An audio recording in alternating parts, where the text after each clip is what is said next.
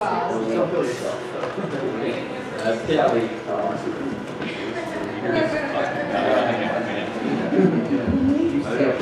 Oh, he's helping it. You gotta try a little harder, man. No, I don't. There is no try. First time resurrection is ladies lingerie, and that's one way that close. I don't think it's counts. Hello. Hello, everybody. Hello. Thanks for coming out tonight.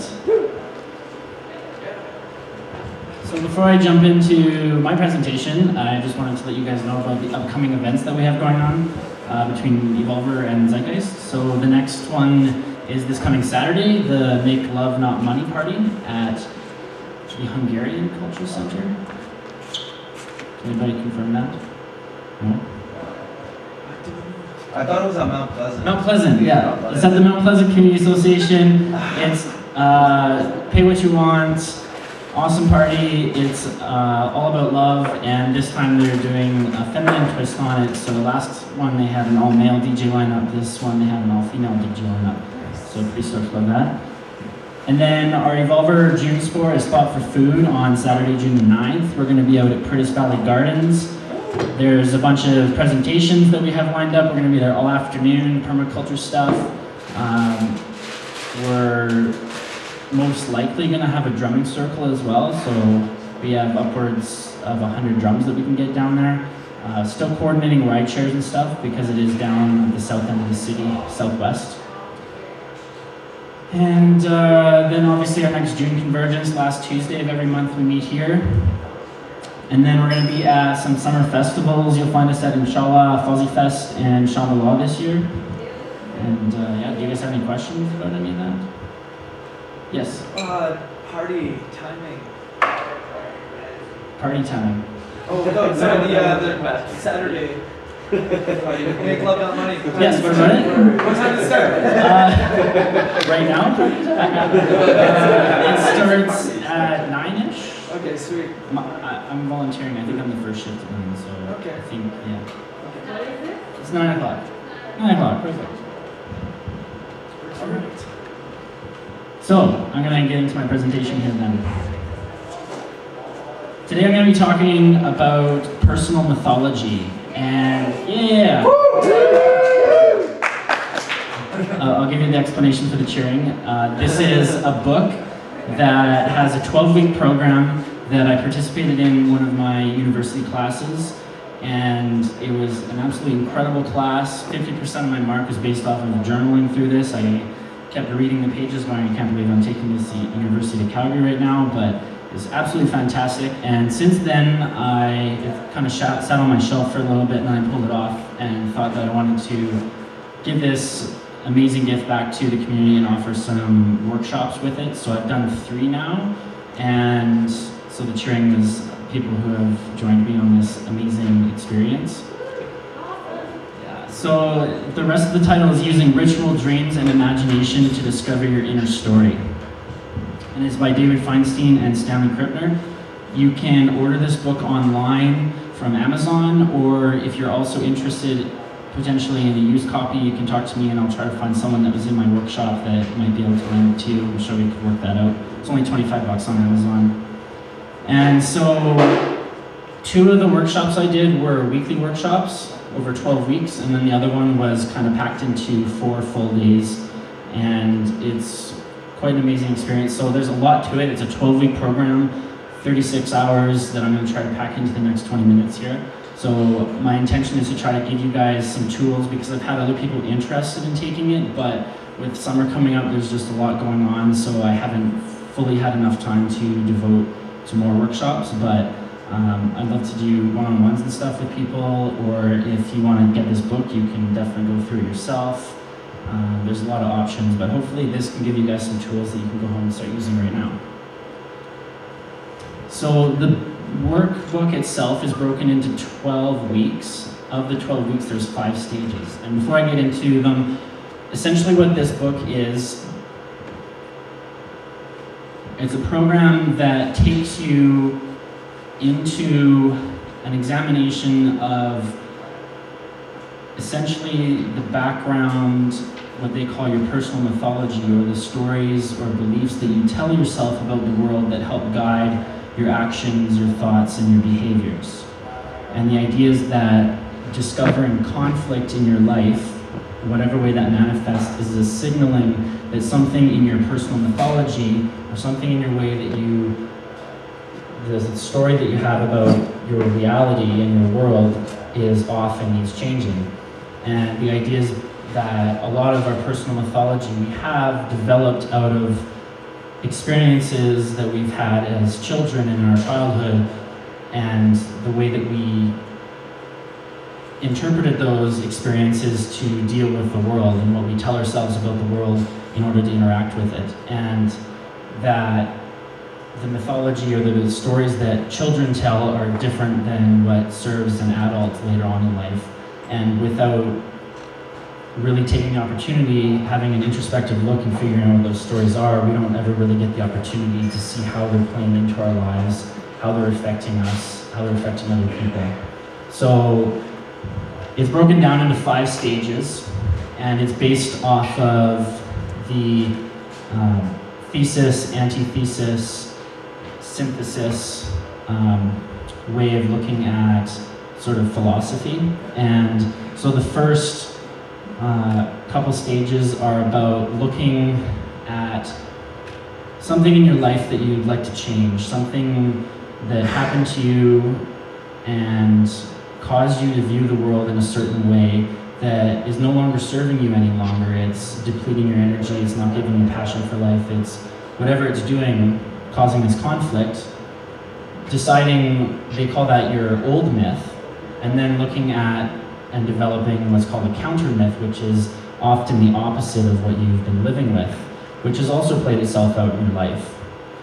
And then you want to take those two, because both have limitations and both have benefits, and you want to synthesize the best of both into a third mythology that you then, using the 4th and 5th stages, commit to living into your daily life. And a lot of programs that incorporate this kind of work usually stop at about the 3rd stage, and they don't actually get you to commit to making the change.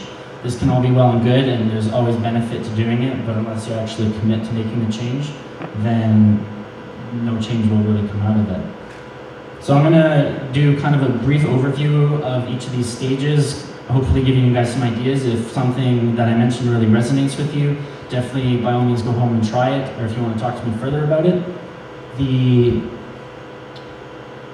program brings together many, many years of research into psychology, sociology, kind of the way people work, how their mind works, and incorporates the program into maybe different ways of looking at it than you normally would have. So there's rituals, there are guided MP3s that take you on inner meditations that allow you to meet your inner shaman, to feel what emotions have played into your body, into your subtle body, making lists, making contracts. So it pulls on a whole bunch of different aspects to kind of bring together this one program. So I'm just going to give a kind of brief overview of all of these and hopefully give you guys some tools. So the first stage is understanding the underlying mythic conflict, and this one starts with taking an examination of the mythology that your parents and your grandparents lived with. So myths of generation past. And the stories that your parents and your grandparents told about their world most certainly have an impact on you, because they're the ones that taught you for the most early parts of your life.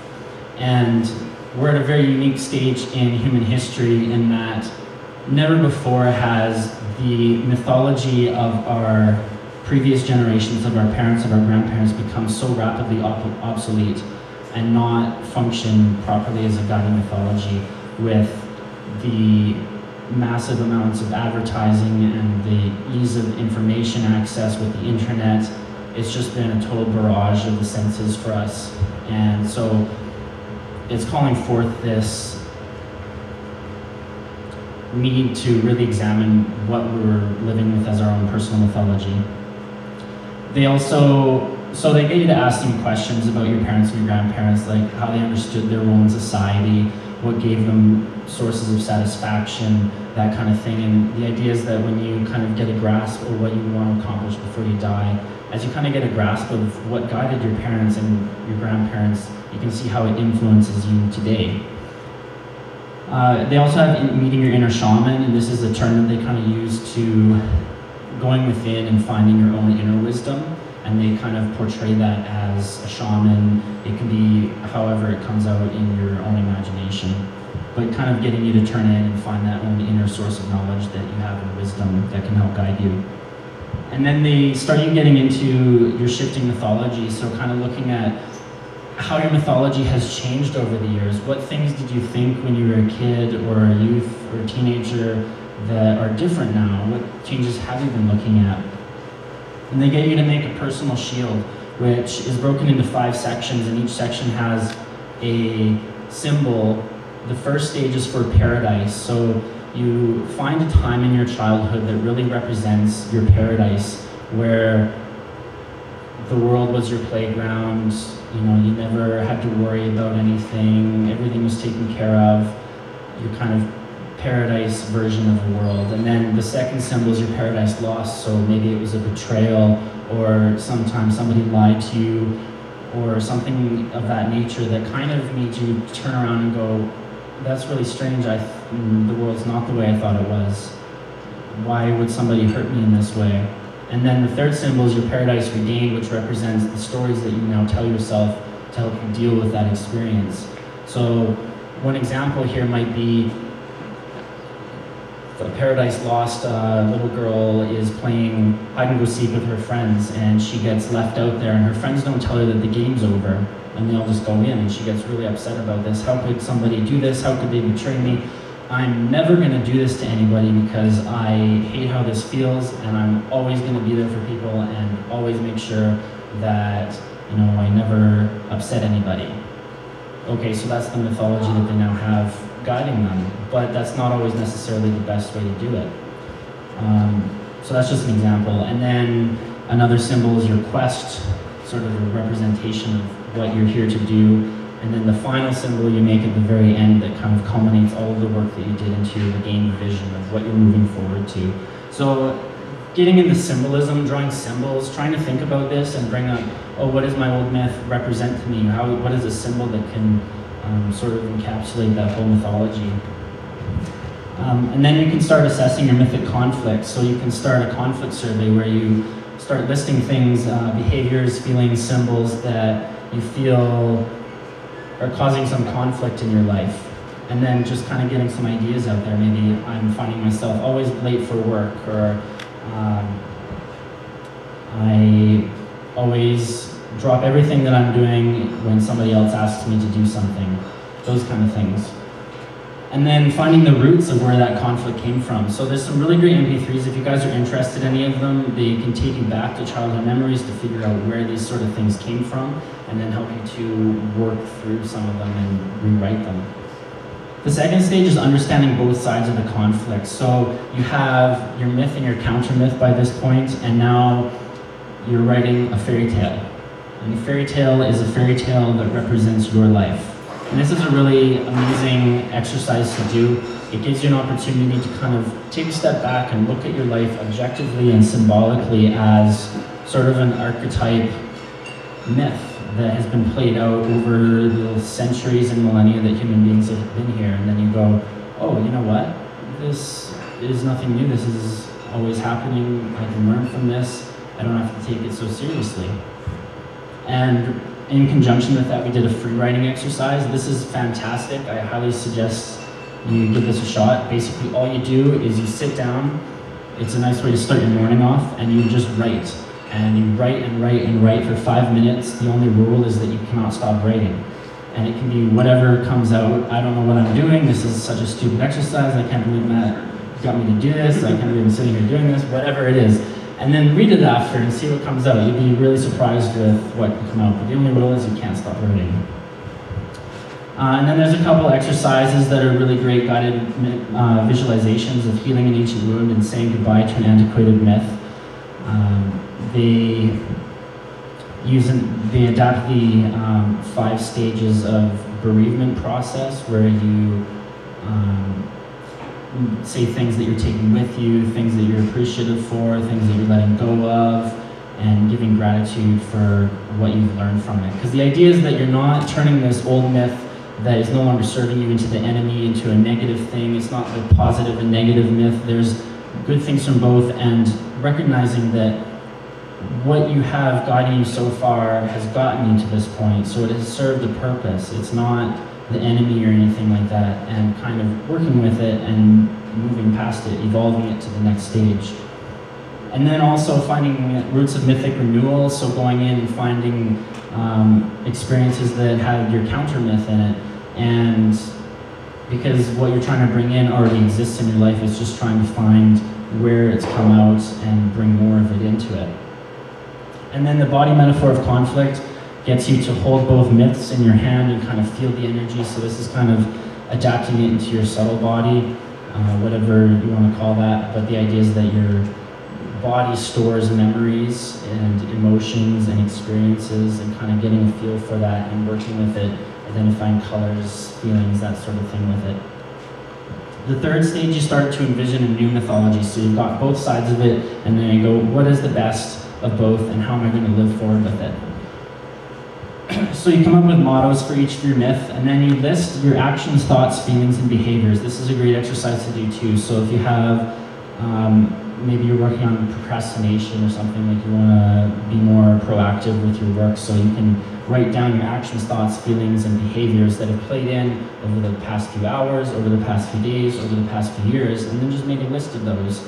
And keep that list going for a week and kind of see, just really start, it's to get you to put your awareness on those thought patterns or those behaviors as they come up. So all of a sudden, you catch yourself going, oh, I can do it tomorrow. Oh, wait a second, I'm trying to work and be more proactive with this. What am I doing now? I have more time to do this now. Bringing your conflicting myths into dialogue. This is really, really interesting. There was a lot of positive feedback from this one. You have your 2 myths that you're working with. You give a name, you characterize both of them, and then you have them talk to each other. Kind of the Lord of the Rings Gollum thing where he's talking back and forth.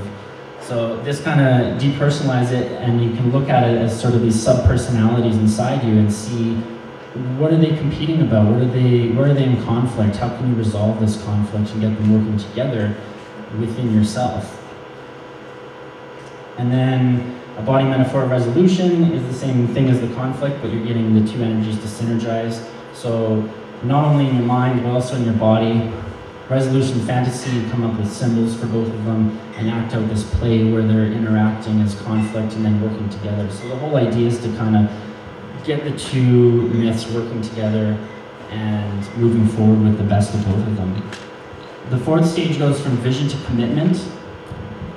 This exercise is for going back and you make a bridge and go back to a childhood memory, and then bring in everybody that was around there, and then you yourself as your adult form come in. You can talk to your childhood self and tell them things that they needed to know and help them through this, and it really is an emotional release. It really helps rework and reprogram some of the experiences that we've been holding on to. Consulting your power objects, so you can go out in nature and find something that draws you to it. Maybe it's a stone or a leaf or a piece of bark or something like that, and really kind of studying it and looking at it and asking it, what does it have to teach you about your life and your mythology and your place, and kind of looking to nature and getting the wisdom out of nature in that way. Part 3 of your fairy tale helps you extend your fairy tale further into the future so that you can kind of see where it's going to lead you and get you kind of motivated to want to really live it. And then completing your personal shield was the vision regained, or a renewed vision that encapsulates everything you've done up to this point. And the 5th stage, living from your new mythology. Invoking your new myth in your subtle body, so you get into a position that you feel, or a posture that you feel represents your new myth, and really feel it, breathe it in, bring it in, and put it into your subtle body.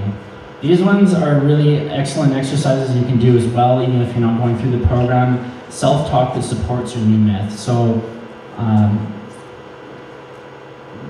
turning in and looking at what sort of self-talk you have. So the voice in your head that's going, oh, I can put this off, tomorrow's a better day, that sort of thing. Identifying those comments that come up and then replacing them with the ones that you want to replace them with. So there's a couple techniques that they mentioned for this. One is thought stopping and the other is temporal tap. And before you do that, they want you to, has anybody heard of mnemonics?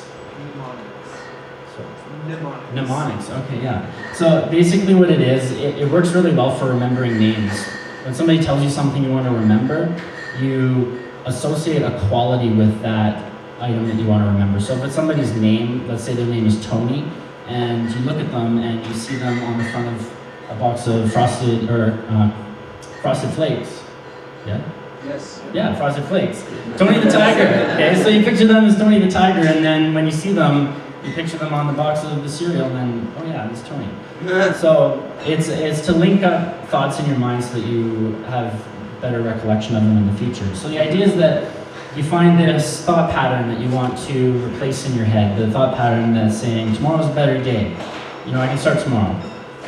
And then you associate it with a quality that is extremely grotesque. It can be a smell or a sound or an image or anything like that. So that way, when that comes up, so does that. So you think of, oh, tomorrow's a better day. I don't know, big pile of sewage or something like that, and just exaggerate it, make it the most awful thing ever. And then when that thought pattern comes up, oh, so is the sewage. Oh yeah, that was what I was trying to remember to catch whenever I thought. And then you can use the technique of thought stopping or temporal tap. Thought stopping, stop what you're doing. You can close your eyes. Breathe out the thought that you just had, and then breathe in the one that you're trying to replace it with.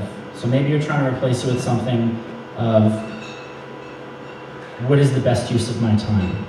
So I can breathe out that tomorrow is a better day. What's the best use of my time right now? Maybe that is the best use of your time. And then the temporal tap is a technique where you tap on the left side of your head in a semicircle around your ear, and the same thing on the right side, repeating the new thought pattern to yourself. And the idea is that the tapping interrupts your normal filters that your brain goes through, and then it kind of gets that reprogramming right into your brain. And then they suggest a behavioral rehearsal, a daily personal ritual, and a public ritual. So this is getting you to practice your new myth now. And the behavioral rehearsal, you can act out a skit. Maybe there's a situation in the future that you find yourself, maybe it's going to be a challenge to live from your new mythology, so you can kind of act it out in your mind, say what you're going to say, picture yourself, telling somebody your opinion when it's in disagreement to what they're saying, because you are not trying to avoid conflict anymore like you have been all the time. And then a daily personal ritual, so something that you can do every day that helps you to remember your new mythology that you're living from. So maybe you're going to put post-it notes around on your bathroom mirror that remind you of what you're trying to do, keeping you inspired to stay on that path. And then a public ritual, anything that you're trying to do, if you make it public, if you tell people you're doing it, if you put it out there, if you write it down, it's going to get you to commit to it more because it's out there. And, oh yeah, I told my friend that I'm going to do this, I got to do it, otherwise they're going to call me on it.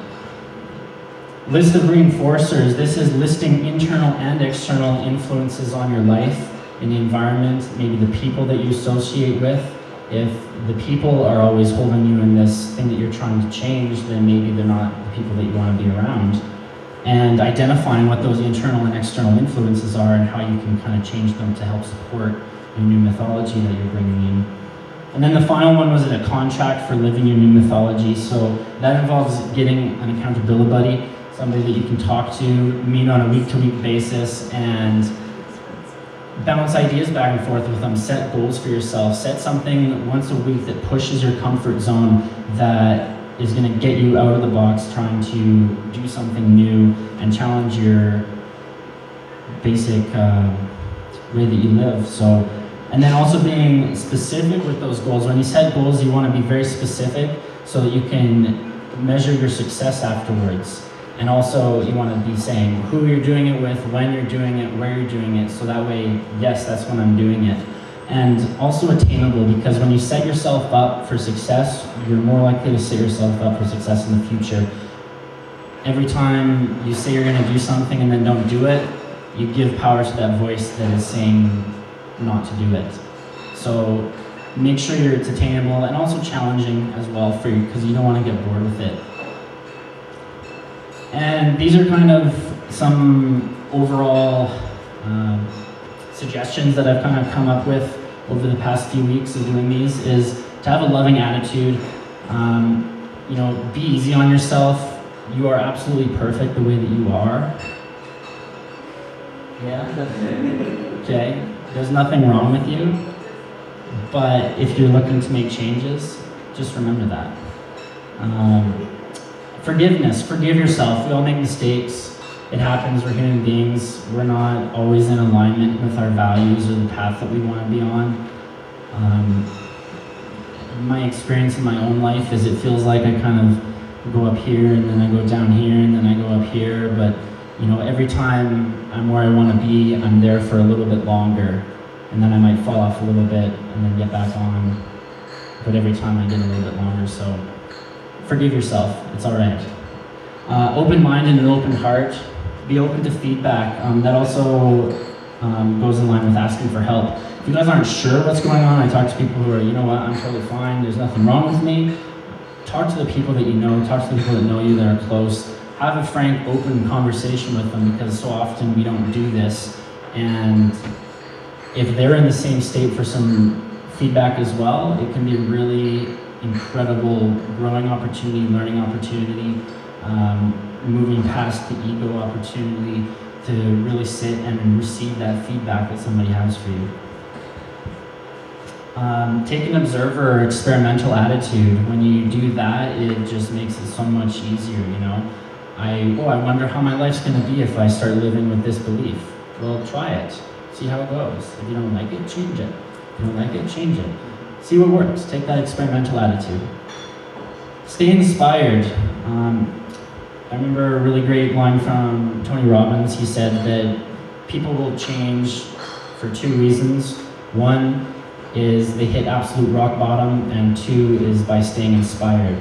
Because if you're comfortable and you're not going to want to change. That's the most important thing about all of this, is that you have to want to change. Because once you've decided that you want to, there's no stopping you. Ask for help. There's lots of people around you can ask for help. Again, that ties into getting critical feedback, trying to maintain that attitude of always being open to that feedback.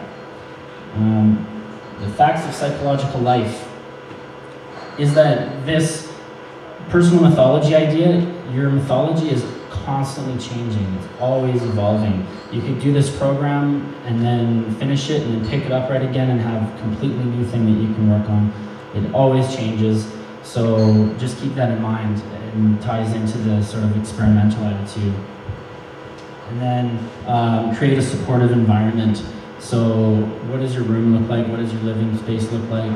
Do you have people in your life that are going to help you and support you, and that kind of thing?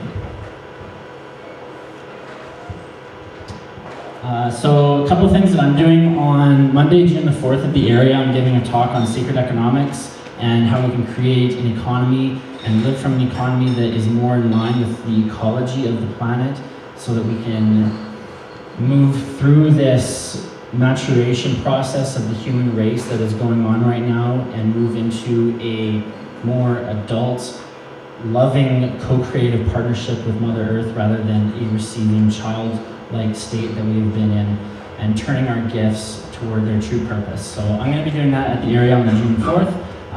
You can check out my blog and podcast at matrixevolution.wordpress.com. I'm also doing a fundraising campaign I talked about on Friday to try to go down to Peru and help give back to a few Peruvian communities with sacred economics and gifting and permaculture.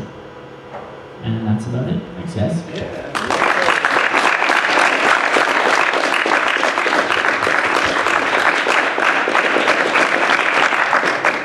I hope that made sense. Does anyone have any questions?